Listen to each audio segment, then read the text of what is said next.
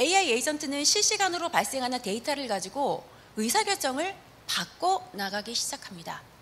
기상청에서 작년에 올해 3월에는 비가 안 온다라고 해서 봄 느낌이 샤라라한 코트만 만들었는데 그 예측이 틀려서 내내 비가 온다고 하면 레인코트 쪽으로 많이 매출이 일어나겠죠. 이렇게 실시간으로 발생하는 데이터를 가지고 의사결정을 바꿔나가고요. 이런 것들이 지속적으로 학습이 되고 데이터베이스로 쌓이게 되면 고객에 대한 예측, 이런 프로모션에 대한 정확도는 점점 높아질 수밖에 없습니다.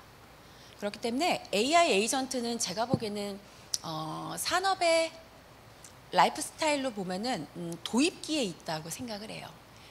아주 일부 기업들, 자본이 많은 기업, 그런 기업들만 지금 선도적으로 도입을 하고 있는데요. 이거는 결국 학습 효과에 의해서 기능이 달라지기 때문에 먼저 시작한 기업들이 오너십을 가지고 경쟁력을 가질 수밖에 없는 구조입니다. 저는 이제 이런 AI 에이전트를 가장 잘 사용하고 있는 다양한 서비스 중에 스포티파이라는 서비스를 조금 말씀을 드리고자 합니다. 오늘 오신 분들이 좀 젊으신 분들이 많아서 스마트폰에 스포티파이 깔아놓으신 분들 좀 계신 것 같은데 또 한번 여쭤볼까요? 스포티파이다 한번 다운로드 받아서 써본 적 있다 하시는 분 손 한번 들으시기 바랍니다. 네, 좀 많으십니다. 네. 스포티파이는 그 음악을 들려주는 MP3의 서비스 버전입니다. 얘들이 뭘 잘하냐면 고객의 취향을 학습해서 고객이 원하는 음원을 리스트를 막 만들어줘요.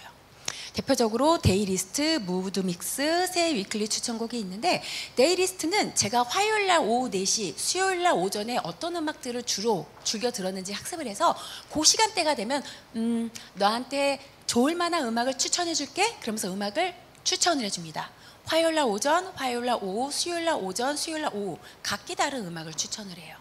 근데 이런 추천이 개인이 실제로 플레이했던 플레이리스트를 기반으로 하기 때문에 대충 맞습니다. 그래서 내가 굳이 들어가서 음악을 선곡하지 않아도 얘한테 데이리스트 작동해줘 그러면 그 시간대에 맞는 음악이 그냥 나와요. 또 무드믹스는 감정이나 상황에 따라 선택할 수 있는 개인화된 플레이리스트입니다. 밤 11시에 비가 두루룩 떨어져. 이럴 때 들으면 좋을 만한 음악? 실제로 밤에 비가 올 때 많은 사람들이 들었던 음악들을 제안을 해주면 얼추 맞습니다. 이게 바로 무드믹스고요. 새 위클리 추천곡은 진짜 신박한 서비스입니다. 뭐냐면 내가 여태까지 어떤 음악을 계속 들었어요. AI가 내 취향을 합니다. 그런 다음에 뭐냐면 있잖아, 새로운 음악이 나왔어. 한 번도 릴리즈 안 된 음악인데 너의 취향에 맞을 것 같으니까 이 음악 한번 들어볼래? 그러면서 새로운 음악들을 막 들려줍니다. 근데 그 음악은 내가 유튜브나 스포티파이에서 안 들어본 음악들인데 어쩜 이렇게 나의 취향을 잘 이렇게 알고 이렇게 추천을 해주지? 이러면서 좋아하게 되는 겁니다. 이렇게 음악을 찾기 위해서 내가 검색하지 않아도 내 취향을 저격해서 맞춤형 서비스를 제공하는 스포티파이야말로 AI 에이전트를 가장 잘 활용하고 있고 앞으로 잘 활용할 수 있는 기업이라고 생각을 합니다. 이런 AI 에이전트를 이용해서 그러면 스포티파이는 어떤 효익을 제공할까? 저는 제로 클릭의 시대를 열 거라고 봅니다. 제로 클릭은 사용자가 별도로 클릭하지 않고도 필요한 정보를 빠르게 제공받는 방식입니다. 앞서 말씀드린 스포티파이는 내가 명령어를 넣거나 어떤 음악을 선택하지 않아도 내 상황에 맞춰서 맞춤형 서비스를 제공을 했죠. 게다가 여기에 플러스 경쾌한 노래를 틀어줘 라고 명령을 하면 내 취향 내에서 내가 좋아하는 음악 중에 경쾌한 느낌이 나는 음악을 제안을 해줍니다. 스마트폰에서 앱 따닥 더블 클릭하고 들어가면 사실상 한 번도 클릭하지 않고도 여러분들이 원하는 음악을 들을 수 있어요. 이런 제로 클릭을 실현하는 기술 중에 AI 에이전트가 저는 엄청난 역할을 할 거라고 봅니다. 자, 지금까지 이제 AI 에이전트에 대해서 많은 말씀을 드렸고요. 학계에서는 또 전문 개발자들은 AI 에이전트의 기술적 특성을 지능형 학습, 추론 및 의사결정, 자율성, 적응성, 지각 및 소통 능력, 상호작용 및 협업, 설명 가능성으로 이야기를 하는데요. 이런 8가지 이제 중요한 특징 중에 제가 앞서 강조를 드렸던 거는 자율성과 적응성입니다. 실시간으로 발생하는 데이터베이스를 분석을 해서 실시간으로 다른 의사결정을 내린다는 게 바로 적응형이고요. 상황에 따라서 AI가 스스로가 의사결정을 한다는 것이 바로 자율성에 해당한다고 볼 수 있습니다. 그리고 두 가지를 더 뽑자고 하면 상호작용과 설명 가능성인데요. 이 AI 에이전트는 이용자와 상호작용을 하면서 기능을 공유하기 때문에 앞으로 여러분들이 3년이나 5년 후에 여러분들의 회사에 버추얼 인턴으로 이런 AI 에이전트를 이용할 수 있을 것 같아요. 마지막은 이제 설명 가능성입니다. 기존의 AI가 가장 많이 문매를 맞았던 거는 어떤 결과값을 냈을 때 그렇게 결과값을 뽑아낸 근거가 뭐야? 이렇게 질문을 했습니다. 근데 인풋부터 아웃풋까지 가운데에 있는 모든 과정들은 블랙박스예요. 어떤 로직에 의해 어떤 이유로 그런 결과값이 나왔는지 설명해 주지 못하는 게 기존 AI의 가장 큰 문제입니다. 하지만 AI 에이전트는 기존의 데이터베이스를 가지고 의사결정을 하기 때문에 내가 왜 그거를 추천했고 자라의 재고량을 그렇게 잡았는지를 설명할 수 있는 근거를 던질 수 있다는 점에서 기존의 AI보다 조금 더 신뢰로울 수 있다. 하지만 여전히 그 부분에 대해서도 퀘스천 마크다. 이렇게 설명을 드립니다. 또 이제 강의를 제가 외부에 나가보면 이제 마케터 분들이 많이 하시는 질문 중에 하나가 교수님 아도베에서 제공하는 마케터도 AI 에이전트인가요? 이런 거 좀 말씀들을 많이 하시는데 저는 AI 에이전트의 기능을 장착해서 그 방향으로 지금 발전을 하고 있다고 그렇게 말씀을 드립니다. 마케터는 마케팅 캠페인을 자동화해주는 서비스 플랫폼이라고 볼 수 있는데 잘 나갔고요. 2018년도에 어도비에 의해서 M&A를 당했다는 표현은 좀 그렇고 M&A에 성공을 했습니다. 그래서 성공적으로 엑싯을 해서 지금 아도베 그 자회사로 지금 서비스를 제공하는데요. 마케터가 AI 에이전트로 분류되는 이유는요. 앞서 말씀드린 AI 에이전트의 8가지 기능들을 최적화하기 위해서 엄청나게 많은 노력을 하고 있다는 점입니다. 지금까지 이제 AI 에이전트는 뭐고 마케팅에서는 어떻게 활용이 될 수 있고 어떤 특징을 갖는지 그런 부분에 대해서 말씀을 드렸다고 하면 그러면 우리 기업에서는 마케터인 내 입장에서는 어떤 대응을 해야 되지? 이런 부분에 대해서 좀 설명을 드릴게요. 많은 기업들이 지금 머리가 아픕니다. AI 에이전트 막 두고 있는데 대표이사님은 어디 가서 특강을 듣고 오셨어요. 그래서 마케팅 담당자 불러다가 AI 에이전트 뜬다고 하는데 우리 회사에서는 어떻게 대응할 거야? A4지 2장으로 빨리 보고해. 이런 얘기들을 본부장님, 팀장님들은 엄청나게 들으셨을 것 같습니다. 근데 사실은 현업에서는 아직은 AI 에이전트는 쉽지 않아요, 구현하는 게. 왜냐하면 이거를 자체 시스템으로 구축하기 위해서는 엄청나게 많은 비용이 들어갑니다. 앞서 질문에서 10억 말씀하셨는데 택도 없는 비용이고요.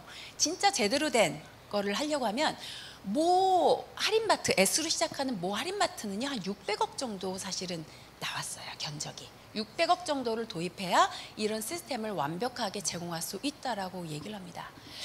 그것도 그거지만 마케팅을 하시는 입장에서는 어떤 두려움이 있냐면 내가 600억이라는 비용을 투자해서 솔루션을 도출했는데 이게 캠페인에 대한 예측이라던가 매출이나 어떤 재고 관리에 별다른 효과를 내지 못한다고 하면 엄청나게 혼나겠죠, 그죠?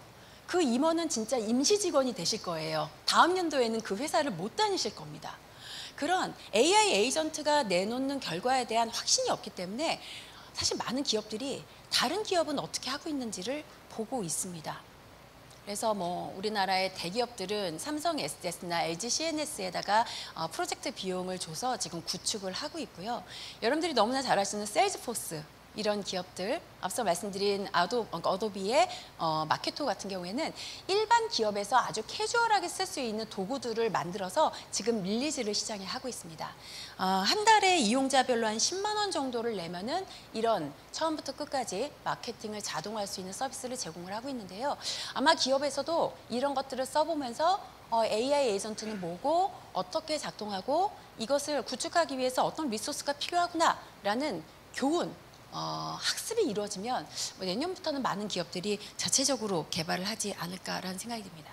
근데 사실은 AI 에이전트보다 더 걱정인 거는요.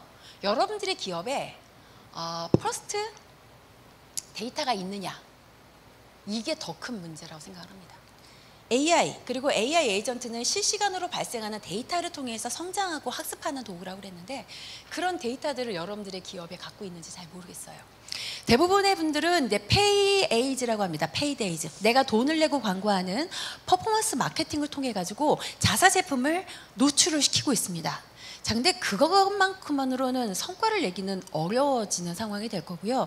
결국 우리가 고객을 위한 맞춤형 서비스를 제공하기 위해서는 고객 데이터를 가지고 있어야 되기 때문에 고객 데이터 확보 그리고 CRM이 더욱 중요해질 겁니다. 이 말씀을 드리는 이유가 뭐냐면 CRM을 담당하는 기업들에 가서 강의를 하면 교수님 저희 회사의 본업은 CRM인데 에이전트 마케팅 들어오면 우리는 끝나는 건가요? 그런 말씀들을 하시거든요.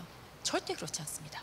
기업들이 AI 에이전트를 작동하기 위해서는 데이터가 있어야 되는데 기업과 관련된 무수히 많은 데이터들은 어디서 들어오냐면 판매가 이뤄지는 현장과 뒷단에서 고객들의 불만을 해소해주는 CRM 쪽에서 발생하기 때문에 저는 이 AI 에이전트 때문에 우리나라에서 CRM 서비스를 제공하는 기업들은 새로운 비즈니스 기회를 가졌다라고 그렇게 생각을 합니다. 자, 그러면 이것도 한번 같이 좀 보도록 할게요. 퍼스트 데이터, 퍼스트 파티 데이터 이거 뭐가 문제냐 그 부분. 2021년도에 구글이 엄청나게 충격적인 선언을 했습니다. 앞으로 우리 크롬에서는 서드 파티 쿠키를 제공하지 않겠다라고 선언을 했죠.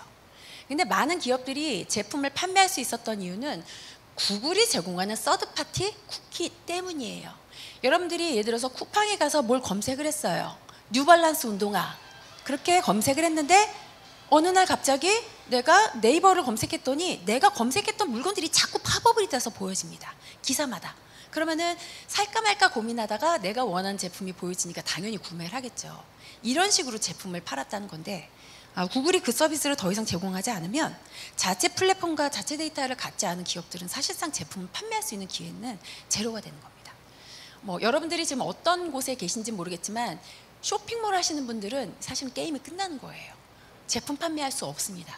근데 너무 다행스럽게도 작년에 구글이 고민해 봤는데 안 될 것 같아. 서드파티 서비스 데이터 그냥 오픈할게 라고 선언을 했지만 언제 구글이 다시 서비스를 제공하지 않겠다라고 선언할 수도 있는 거거든요. 그런 걸로 보면 기업의 자체 데이터를 확보하는 것은 너무너무 중요합니다. 하지만 너무너무 중요하지만 쉽지는 않아요. 요즘 스포츠웨어를 생산해서 판매하는 기업 중에 호카 날아가고 있고 아디다스 다시 부흥하고 있고 뉴발란스 매 21%씩 순이익이 계속 증가하고 있습니다. 근데 한 군데만 지금 약간 좀 매출이 꺾이는 데가 있어요. 바로 나이키라는 기업입니다. 나이키는 작년까지는 꽤 괜찮았는데 최근에 주가가 반토막이 나면서 CEO도 경질이 됐죠. 근데 이 나이키의 성공과 실패 역사를 가져다 준 것은 아이러니하게도 고객의 데이터입니다. 기존에 나이키는 아마존의 플랫폼에서 자사 제품의 55%를 판매를 했습니다. 거기에 올려놓고 엄청난 매출을 일으킨 거죠. 근데 두 가지의 문제가 발생했어요. 첫 번째, 나이키 짝퉁 제품이 플랫폼에 올라오는데 아마존에서 그거에 대해서 케어를 안 해줍니다. 그러면서 아마존에서는 아마존이 아니라 나이키에서는 화가 나죠. 우리가 만든 제품 중에 짝퉁 제품을 저렇게 그냥 플랫폼에서 내놓고 판매하는 것을 막지 않는다고? 이런 것 때문에 불편했고, 두 번째는 새로운 제품을 기획하기 위해서는 고객에 대한 데이터를 넘겨받아야 되는데 아마존이 그 데이터를 나이키한테 넘겨주지 않았습니다. 그러니까 어떤 판단을 했냐면 앞으로 우리가 고객의 니즈에 맞춘 제품을 만들기 위해서는 고객 데이터가 필요하니까 앞으로 우리 제품을 아마존 플랫폼에서 안 팔겠어. 2019년 11월에 그걸 이제 선언을 하고요. 무조건 자기네 제품들을 자사 쇼핑몰에서 판매하기 시작합니다. 그러면서 2020, 21, 22, 23년까지는 그런 데이터를 기반으로 해서 세일즈를 되게 잘했어요. 좋은 제품 많이 만들어내서 성공을 했습니다. 그런데 어떻게 된 일인지 작년, 올해는 나이키가 상당히 좀 힘들어하고 있죠. 근데 저는 자사 제품을 아마존 플랫폼에서 뺀 것도 있지만 사실은 아마존의 혁신 노력이 부족했기 때문이 아닐까라는 생각이 듭니다. 그럼에도 불구하고 저는 나이키의 주식을 갖고 있는데요. 나이키의 미래에 대해서 저는 긍정적으로 보는 이유가 그래도 이 기업은 자사 고객에 대한 데이터가 있으니 앞으로 정신 차리고 새롭게 다시 심기일전하면 예전처럼 성공하지 않을까 그렇게 저는 좀 예측을 하고 있습니다. 그래서 여러분들은 여러분들의 기업의 퍼스트 파티 데이터를 어떻게 확보할 것인지를 더 많이 노력을 하셔야 돼요. 자, 이제 데이터는 제로파티라는 게 있습니다. 제로파티는 뭐냐면 고객이 알아서 나한테 응답을 주는 거예요. 설문조사에 대한 답변. 그리고 퍼스트파티 데이터는 우리 기업이 자사의 플랫폼을 통해서 확보한 데이터입니다. 나이키 사례가 그렇고, 세컨드파티 데이터는 기업들끼리 제휴를 해서 데이터를 공유하는 거예요. 여러분들이 뭐 홈플러스나 이마트에 가보면 여러분들의 개인정보를 체크한 다음에 이거는 우리 회사의 협업 관계에 있는 기업들과 데이터를 같이 공유하겠습니다. 그래도 되겠습니까? 라는 걸 여러분들한테 컨펌을 받죠. 그렇게 합법적으로 기업들끼리 데이터를 같이 공유할 수 있는 거를 세컨드파티 데이터라고 하고요. 서드파티는 여러분들이 웹브라우저를 통해서, 구글을 통해서 받을 수 있는 데이터입니다. 우리나라의 70% 이상의 기업들이 서드파티 데이터를 가지고 비즈니스를 하고 있는데, 서드파티 데이터에 대한 의존도가 높으면 그 기업은 절대로 AI 에이전트 도입할 수 없습니다. 자, 다음은 이제 여러분들이 마케터로서 경쟁력을 키우기 위해서 어떤 노력을 해야 될 것인가 라는 부분인데요. 되게 먼 미래의 이야기 같기도 하고 약간 뜬금없는 소리일 수도 있습니다. 근데 저는 이게 앞으로 2년 내에 좀 가능할 거라고 봅니다. 일단 우리가 AI 마케팅을 위해서 해야 되는 업무들 중에 반복 작업들이 엄청나게 많습니다. 캠페인 기획하고 고객들한테 메일 보내고 반응 분석하는 거, 이런 것들은 정형화된 그런 활동들인데, 기업에서 마케팅을 담당하시는 분들이 그거 다 했었어요. 근데 그거는 로직에 의해서 작동하는 부분이기 때문에 AI한테 맡겨도 가능합니다. 지금 세일즈포스에서 제공하는 AI 에이전트 서비스, 마케토에서 제공하는 서비스, 다 이 정도는 여러분들이 개입하지 않고도 어느 정도 이행이 돼요. 그럼 우리는 뭘 할까? 여러분들은 창의적이고 독창적인 업무에 집중해야 됩니다. 어떻게 하면 우리 회사의 고객들의 경험을 최적화하고 우리 기업의 브랜드를 강화할 것인가? 그런 기획 업무에 조금 이제 몰입을 하셔야 되는데요. 그러려면 여러분들이 AI 에이전트를 잘 사용할 수 있어야 됩니다. 앞서 AI 에이전트는 버추얼 임플로이라고 말씀을 드렸어요. 우리 회사에서 나와 같이 일을 하고 내 지시를 받고 일을 하는 가상의 직원이라고 말씀을 드렸는데, 이들한테 업무를 부여하고 성과를 측정해서 고과를 매길 수 있어야 됩니다. 그리고 얘네들이 내놓는 결과에 대해서 분석을 해서 너 마케팅 정확도 69%네? 우리 팀에서 80% 정도 했었는데 너는 어떻게 더 서비스 기능이 그 모양이냐? 이렇게 생각을 하면 이런 서비스를 제공하는 기업들한테 컴플레인 하실 수 있어야 돼요. 우리가 돈 들여가지고 AI 에이전트 서비스 도입했는데 기존에 우리가 했던 것보다 마케팅 퍼포먼스가 낮더라. 그러면 그거에 대해서 여러분들이 막 컴플레인을 제기를 해야 됩니다. 그러면 그 기업은 여러분들이 회사에다가 어떻게 해줄까요? 한 번 잡은 고객 영원히 유지하기 위해서, 그 기능을 고도화하기 위해서 더 많이 노력을 해주는 겁니다. 아는 만큼 더 많이 뺏어올 수 있어요. 그래서 이런 성과 분석을 하셔야 되고요. 또 AI를 활용해서 사람들한테 일을 시키기 위해서는 고객 경험 관리, 디지털 마케팅 전략과 같은 기존의 코어 역량 플러스 AI를 잘 활용할 수 있는 능력이 필요했을 것 같습니다. 그래서 여기 계시는 분들은 요즘 많은 기업들이 출시하는 무료 생성 AI 서비스를 하루에 한 개씩은 써보셨으면 좋겠어요. 지금 어떤 조사 기업에서 제공한 리포트를 보니까 전 세계 생성형 AI 서비스로 지금 출시되고 있는 게 한 4,000개 정도가 된대요. 예, 그 중에 우리는 아마 챗GPT 정도 하나 쓸 것 같고, 클로드 정도 쓸 것 같고, 미드저니 정도 쓸 것 같고, 그 정도는 쓰실 것 같은데요. 그 외에도 무료로 쓸 수 있는 다양한 서비스들이 있습니다. 요게 구글에서 지지난주에 출시한 위스크라는 그런 서비스인데요. 요게 뭐냐면 피사체와 어떤 장면과 어떤 스타일을 주면 그 세 가지의 이미지를 합성해서 이미지를 만들어주는 겁니다. 첫 번째 피사체, 나 이지은인데, 두 번째 장면, 내가 유엔에서 발표하는 모습을 만들어줘. 누구처럼? 트럼프처럼. 요렇게 딱 만들어냈더니 요렇게 네 가지의 이미지를 만들어주더라고요. 사실은 저하고 이 사람은 전혀 다른 사람이고, 저는 트럼프처럼 막 이렇게 이야기하는 모습을 기대했는데 너무 얌전하게 나왔습니다. 근데 뒤에 제가 프롬프트를 바꿔가지고 명령어를 바꿔주니까 제법 근사하게 저와 닮은, 상당히 막 이렇게 화를 내면서 연설을 하는 그런 여자의 모습을 만들어주긴 하더라고요. 우리 회사에서 이런 이미지 안 쓰는데, 이런 도구 안 쓰는데, 안 쓸 수도 있어도 여러분들은 이거를 조금 경험을 많이 하셔야 될 것 같아요. 그래야 AI가 어떻게 작동하고, 이런 다양한 4,000개의 솔루션 중에 내 일, 우리 팀, 우리 회사에 맞는 솔루션이 뭔지를 판단할 수 있기 때문에 이런 새로운 서비스가 들어올 때마다 한번 사용을 해보셨으면 좋겠다라는 말씀을 드리고자 합니다.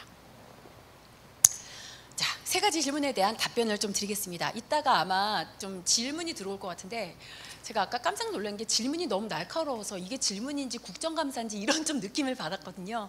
그래서 일단 제가 질문에 대한 답변을 먼저 조금 드리도록 하겠습니다. 첫 번째, AI 에이전트는 거품인가? 라는 부분입니다. 사실 과장된 마케팅과 잘못된 기대가 존재하는 건 사실입니다. 근데 AI 에이전트는 모든 기업이 원하는 방향으로 기업을 얼라인할 수 있는 최적의 도구임은 분명하기 때문에 지금은 기술적으로 조금 부족하지만 기능적으로 완성도가 높아지면 저는 앞으로 AI 에이전트가 마케팅의 게임 체인저가 될 거라고 분명히 생각을 합니다. 그리고 AI 에이전트는 마케팅 직무를 변화시킬 것인가 라는 부분인데요. 저는 마케팅 직무는 변하지 않을 것 같아요. 다만 소셜미디어 작성, 이메일 캠페인 관리, 데이터 분석과 같이 기존에 많은 시간을 소요했던 작업들은 AI한테 맡기고 우리는 좀 더 창의적인 일과 기획 분야에 좀 집중을 하고 성과를 낼 수 있을 거라고 생각을 합니다. 마지막 페이지가 지금 보이지가 않는데요. 제가 마지막에 가져온 단어는 이거였습니다. 여기 있네요. 장인은 칼을 가리지 않지만 잘 다루는 칼은 가지고 있어야 됩니다. 이연복 선생님 이런 분들한테는 어떤 칼을 주던지 간에 음식을 잘 만들어내죠. 하지만 그 장인이 최고의 성과를 낸 거는 그 사람한테 딱 맞는 자기만의 칼이 있기 때문입니다. 그래서 오늘 이 강의를 들으신 분들은 내가 마케터로서 내 역량을 강화하기 위해서 나는 다양한 생성형 AI 또는 AI 에이전트 중에 어떤 도구를 내가 무기로 가져갈 것인가 그런 부분들을 좀 고민해 주시면 좋겠다라는 말씀을 드리면서 제가 준비한 발표는 마무리하도록 하겠습니다. 감사합니다. 네, 이지은 교수님 발표 감사합니다. 그러면 우리 회사 같은 중소기업이나 중견기업들은 어떻게 대응해야 될 것인가 라는 부분을 고민하게 되는데요. 앞서 말씀드린 세일즈포스라던가 그 아도바의 마케토처럼 중견기업, 스몰기업, 개인이 쓸 수 있는 다양한 솔루션들을 제공하는 기업들이 지금 시장에 등장을 하고 있어요. 그래서 그런 기업들로부터 서비스를 조금 도입을 해서 한번 해보실 것을 권장해 드립니다. 그런 서비스는 구독형이기 때문에 여러분들의 최초 설치비 조금만 내시고 매달 나가는 거기 때문에 써보면서 우리 기업의 마케팅에 도움이 돼 그러면 계속 쓰실 수 있는 거거든요. 근데 써봤는데 퍼포먼스가 안 난다. 그러면 시장에서 좋은 평가를 받고 있는 다른 서비스로 넘어갈 수 있기 때문에 저는 그런 부분에 대해서는 한번 시도를 해보셨으면 좋겠어요.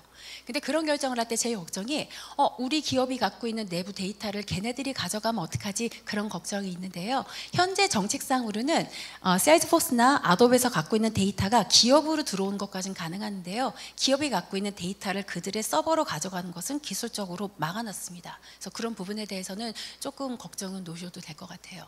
두 번째는 이런 것들을 위해서 이제 정부 정책을 어떻게 가져갈 것인가라는 부분에 대해서 말씀을 드렸는데 사실은 쉽지 않은 부분입니다. 정부 입장에서는 사업자들이 비즈니스를 많이 잘할 수 있도록 이렇게 촉진하는 데 더 많은 관심을 가질까요? 개인들의 프라이버시 데이터를 침해하지 않도록 하는 게 더 많은 관심을 가질까요? 사실은 마음은 전자지만 모든 정책은 후자입니다. 이런 서비스 때문에 돈을 많이 버는 기업들이 등장하는 건 좋지만 그것 때문에 소비자들의 권리가 침해되는 부분에 대해서는 진짜 싫을 거 아니에요. 그래서 아마 기업은 당분간은 고객의 데이터를 보호하고 개인정보를 보호하는 쪽으로 저는 정책이 갈 수밖에는 없을 것 같아요. 그러면은 결국에는 솔루션은 기업이 갖고 있어야 됩니다. 정부의 개인정보 정책을 침해하지 않으면서 우리 고객의 데이터를 어떻게 확보를 할 수 있을까? 어떻게 확보할 수 있을까요? 우리 고객의 데이터를 확보하는 방법. 아마존처럼 나이키처럼 아마존이라는 거대 플랫폼에다가 일부 제품을 판매하면서 우리 자체 플랫폼을 만들어서 거기서 고객들의 반응을 보는 것도 좋은 방법입니다. 그럼 여러분들이 퍼스트 파티 데이터를 확보할 수가 있어요. 두 번째는 물리적인 공간에서는 우리는 고객이 누군지도 모르고 홈페이지가 아니기 때문에 플랫폼이 아니기 때문에 고객 정보 받기 어려워요. 이런 말씀들 많이 하시거든요. 근데 잘 하나 이런 기업들에 가보면 그 매장에 센서를 달아서 센서에서 실시간으로 데이터를 받아들입니다. 어떤 경우냐면 제가 이제 자라 매장에 딱 갔는데 어떤 코트가 있어요. 그랬을 때 이 제품이 지금 이 매장에 재고가 있는지 사이즈가 어떤지 궁금하면 QR코드를 찍어가지고 스마트폰으로 보면 거기서 제품에 대한 상세 정보를 확인할 수 있습니다. 이 제품은 뭐가 몇 프로네, 캐시미어가 몇 프로네, 이 매장에 재고가 얼마나 있네, 그런 서비스를 제공하는 겁니다. 이게 바로 셀프 서비스예요. 매장의 직원들한테 질문하지 않고도 내가 스마트폰을 가지고 제품과 상호작용하면서 내가 궁금해한 사항을 스스로 확인할 수 있는데요. 그런 과정을 통해서 우리는 매장에서 직원이 부족한 문제를 해결할 수도 있지만 더 큰 거는 내가 스마트폰을 통해서 발생하는 다양한 상호작용을 통해서 이 고객이 어떤 제품을 좋아하고 이 고객의 신체 사이즈가 어떤지를 확인할 수가 있습니다. 이게 바로 쿠키 데이터거든요. 그래서 어떻게 하면 우리가 우리 고객들의 데이터를 많이 확보할 수 있을 것인가, 이 부분에 대한 고민을 하시면 AI 에이전트를 도입하는데 한 단계 정도의 디딤돌은 만들 수 있지 않을까, 그렇게 좀 답변을 드리고자 합니다. 이상입니다. 하나만 질문 드릴게요. 네. 자라가 SK 기업이라 특히 성과 분석이 중요할 것 같은데 그 AI 에이전트 도입 이후에 성과 분석을 했나요? 자라가? 자라는 사실은 AI 에이전트라는 용어가 나오기 전부터 이미 3년 전부터 AI를 도입해서 재고 정확하게 측정하고 고객한테 맞춤형 서비스를 하고 있는데요. 성과 측정을 하고 있습니다. 만약 성과 측정을 했는데 퍼포먼스가 안 나면 굳이 이 프로세스를 가져갈 필요는 없는 거거든요. 아마도 성과가 올라갔을 거다 보시는 확실하게 거죠. 올라왔다고 그렇게 보고가 네, 되고 감사합니다. 있습니다. 네, 네, 그럼 이것으로 이지은 교수님의 질의응답 마치도록 하겠습니다. 감사합니다.